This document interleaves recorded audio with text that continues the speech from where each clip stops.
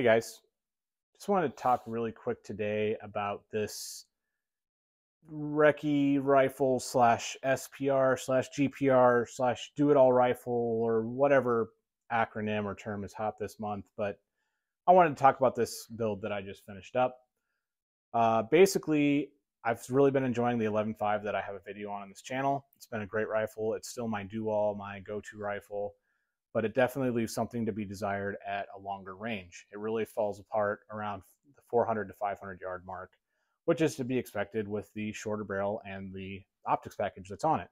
And that's not what I built it to do. It wasn't built to shoot at range. So after experimenting for the last year with a 308 AR-10 and a couple bolt guns, which were all great rifles and did a great job and were really fun to reach out and touch things at distance with, this is what I ended up coming back to. The reason being that all those guns required a different ammo, a different tool set to work on and maintain, different chest rigs and plate carriers and mag pouches to accommodate the different size magazines, different magazines, etc., etc. And I didn't appreciate having to have different setups for different guns, and I wanted to kind of consolidate back a little bit more. So what's great about this rifle is that I can use all the same mags, all the same rigs, all the same tools as my other rifles. So this is what I ended up coming back to. This is what I ended up building, and I've been pretty happy with it so far. So let's just go over it briefly. We'll move in here and begin to talk about the parts a little bit. So starting at the back right here, we do have a Magpul MOE stock. The CTR would have definitely been my preference and is definitely I would say, superior stock. But this is what I ended up going with because I had it laying around already. And what I ended up doing for the little bit of wobble that I did have in it is putting some electrical tape right about back here on the buffer tube and then sliding the stock over. And that solved any wiggle issues that I had. On top of that, we do have a 0.5 inch Magpul cheek riser. I started out with the 0.75, and that was just a little bit too tall for getting a proper alignment with my scope here. So the 0.5 works really well for getting into my scope, as well as getting a kind of a chin weld for the top-mounted red dot. Moving forward from there, we have a law folder, and I've got a ratchet and castle nut on the back of that, which some people probably are going to hate, but it's never come loose on me. It's done an amazing job, and I've been happy with it. So the 11.5 actually came off, or I'm sorry, the law folder actually came off my 11.5, and I've actually gotten a lot more utility off of it on this rifle than I did on my 11.5. Just because the 11.5, by the time I collapse the brace down and take the can off, it turns into a pretty small package already, where for transporting this or throwing it in a bag, or even just taking it in a vehicle or something, being able to fold that stock makes a really big difference on this gun. So it's actually been super useful on here, more than I anticipated. Moving down, we have Radian Safety. We have a Driven Arms Co. grip. I believe it's their VCG, if I recall correctly. I wasn't a big fan of this grip at first, but especially on a more precision, if you want to use that word for this, rifle, having that more straight grip really allows for a nice straight trigger press, and I've really been a big fan of it when taking more precision shots with this rifle. We do have a Geissele trigger in here. Again, that's another thing I think on a rifle like this is almost a non-negotiable. I think it's super important when you're talking about taking longer shots with a gun. You need to have a really good quality trigger in there. You can definitely do it with a mil-spec, and I have shot longer range with a mil-spec trigger, but it's way easier with a nice trigger like a Geissele or something similar. We do have a bad lever, which again is probably going to piss some people off, but I like them, so screw you. We got the HRF Concepts, I think so. HRF Magwell on here. And again, that's something I really like. It really speeds up reloads, especially like stuff in the prone or at night, under night vision, stuff like that. Just having a little bit bigger magwell there really helps out with your reloads and stuff like that. So then we just have a little Velcro here with a Ranger eye on there, just because it covers up the stuff that I don't want you guys to see. And it also makes, so if I set my gun down against a tree or something, when we're out doing night vision stuff to go set out like a coyote call or something like that, it's pretty easy to see coming back to find it. So yeah, that's pretty much the lower. We will move up into the upper receiver now. All right, so moving into the optics package here, definitely more on the budget end of what optics are out there, and it's definitely something that I want to upgrade in the future. But this has functioned well for now, and it's within the budget that I'm currently working with. So we're going to run it and we're going to train with it. So what we have is a American Defense Recon mount. It's a 34 millimeter mount, and inside of that is a Vortex Strike Eagle 3-18.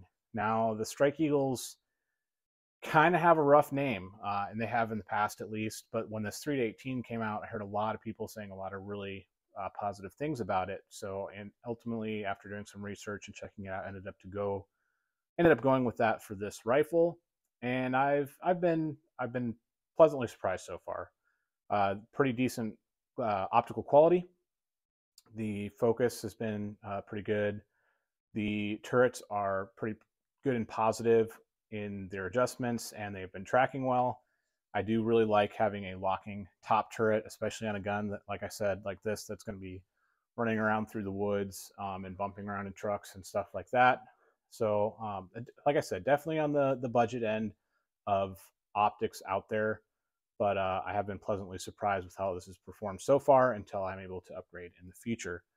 Butler Creek caps on that to keep debris out and protect that glass. Little throw lever on there. I do have a little Monstrum tactical bubble level down here.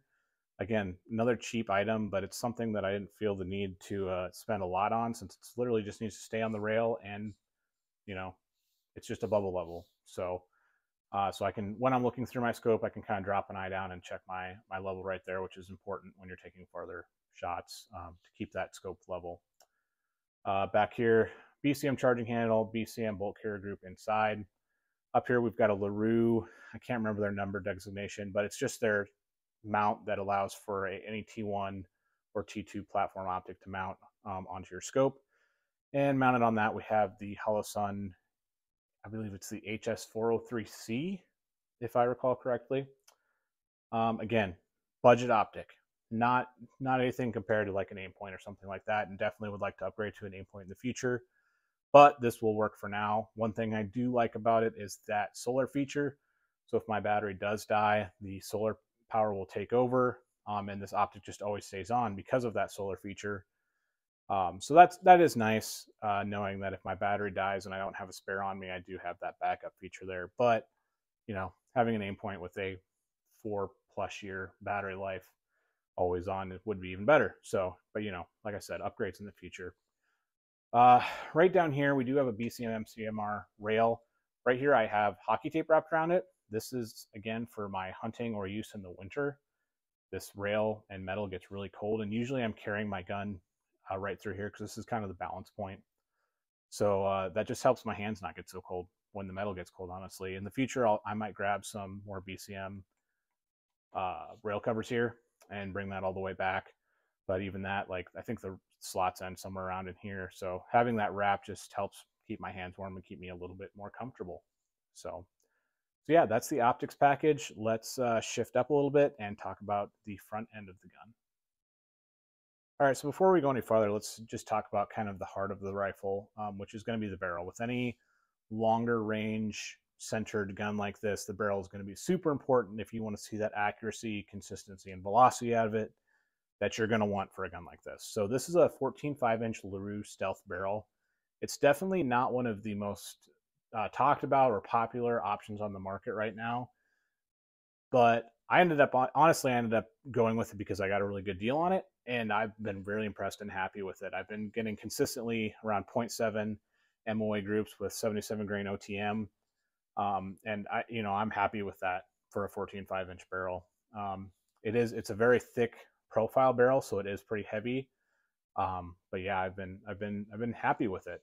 And again, that's something that's really important when you're talking about a gun like this. On the end of that, we do have a Dead Air Sandman S. Again, I believe I talked about it in my 11.5 video. It's a decent can. It does the job. It's definitely probably not something I would recommend At this point in time, it's an older design and there's better stuff out there, but it's what I have and it does the job. So we do have the Harris M-LOK bipod. Harris has been around for a long time. They have a great reputation. There's not a lot I can say about that hasn't already been said, but obviously it's performed well for me and it's done its job. We also have a TRX arm sling here. Might switch from that in the future to something with a little bit more padding to it. This is just for the weight of this gun. There's not a whole lot of padding to this sling, but again, it does its job for now. So if we move up to the laser and light package here, I like to have a IR laser and light on all my guns if possible. This gun's no different, especially for the area I'm in. I'm allowed to use IR light and lasers for hunting at night. So having that laser and light and the top-mounted red dot for passive aiming with my night vision is a big benefit to me. So this is a Steiner OTAL-C IR, which means it's just an IR laser here. And then we have a Surefire Vampire M300 here, which means it has white light and IR light just by twisting the head back and forth here.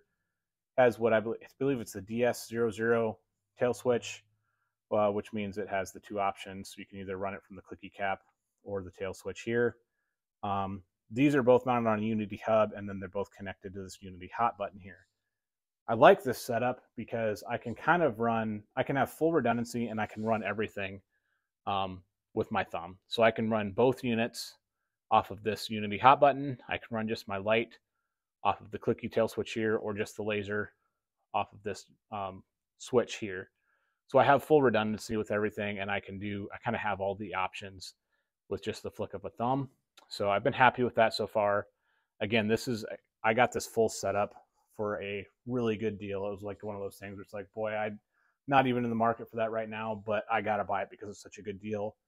And yeah, I've been happy with it.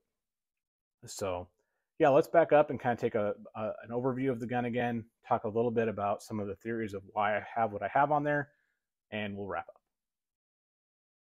So to kind of wrap this up, there's just a couple of things I want to address. First is, why did I go with a 14.5-inch barrel for an SPR or Recce or whatever type you want to call this build? A lot of people are doing 16, 18, 20-inch barrels to get more velocity out of their guns.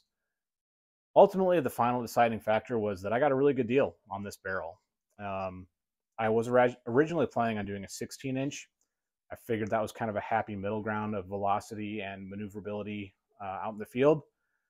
But ultimately, at the end of the day, there's only a couple hundred FPS difference between a 14.5 and a 16-inch. And that's, at least for me, is not a deal breaker for the savings I was able to have. And like I've said, this barrel has been really impressive to me. I'm consistently getting 7-way groups with good ammunition. So to me, it's not been a problem, and I've enjoyed, especially when I have the can on there, the extra maneuverability and a little bit of weight savings with that shorter barrel. That brings me to another point, is the ammunition that you're going to put into a gun like this.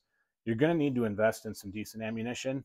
It doesn't have to be top of the line, but you are going to have to get something better than your standard Wolf or PMC or whatever to be getting those 7 MOA groups typically.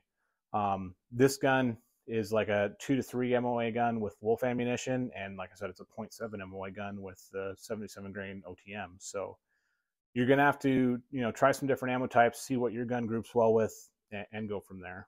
But the other thing I wanted to address was this optics package. A lot of people are using like 1 to 10 LPVOs, 1 to 8 LPVOs, 2 to 10s, stuff like that. Ultimately, I just didn't end up finding anything that was in my price bracket that also had the features I wanted other than this. I really wanted a first focal plane. I prefer a 34mm tube. I wanted a reticle with good information in it for longer range shooting. I really would prefer the locking turrets. So this kind of just met the needs that I had. I often don't shoot with this past around 10 or 12 magnification, but having that extra little bit just for looking at stuff has been really nice. Just stuff like, scanning tree lines for coyotes, scanning fence lines for coyotes, checking out that thing way over there, it has been useful for me. So ultimately, like I said, this gun has been built to fit my needs, not your needs or what's cool right now. And it does that very well. I've been very happy with it. It's done what I've needed it to so far.